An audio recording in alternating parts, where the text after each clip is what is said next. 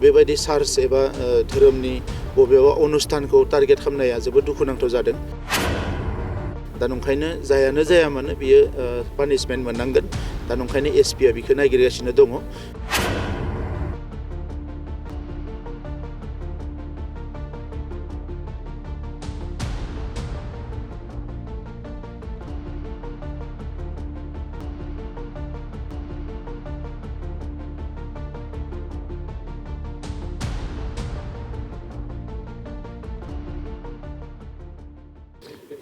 जाक्रा सान्ताल Catholic मण्डलियाव दाख्लै 15 तारिखाव मोनसे अर खामनाय जाथाय जालांदों आरो बेवहाय जि चार्च बे चार्चआ सेन्ट टेरेजा चार्चआ बेवहाय खामदों।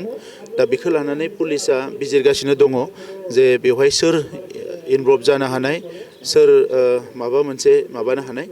दा बेनि सायाव इनभेस्टिगेशना सोलिगासिनो दङ।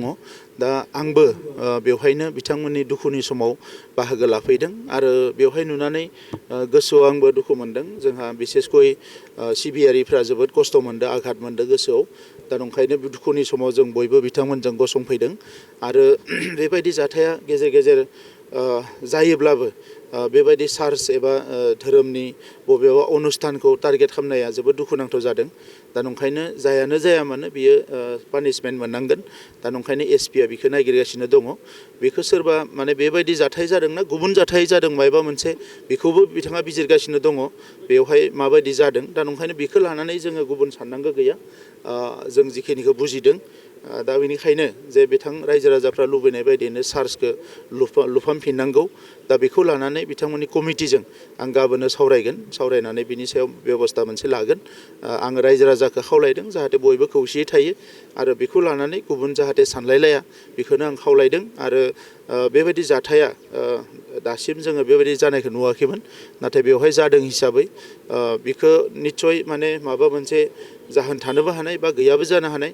दा बेखौ पुलिसनि सायाव जों 100% हगारदों, पुलिसा बेखौ बिजिरनांगौ होननानै। बेबायदि जाथाया मालाबा धोरोमारि दाङाबाजि लाबोनो नागिरो। बेबायदिसिम जानाय नङा बियो। हमना ला बेबायदि एखमबा जों नुदों बहाबा मार्डार जादों, बहाबा माबा जादों। बेयो गोबां समावनो स्ट्रेटेजिक नङा। सोरबा साननो रोङै सुबुङा मालाबा बेबायदि गोरोन्थि खामानिखौ मावो आरो माब्लाबा बियो माबा मोनसे जाहोनावबो जायो। दा जाहोना मा बेखौ पुलिसा इनभेस्टिगेसन खालामबासो मिथिगोन आरो बेखौ लानानै जोङो जिखिनियावनो जादों बेवहायनो बियो जोबगोन आरो बेखौ जों हास्थायो।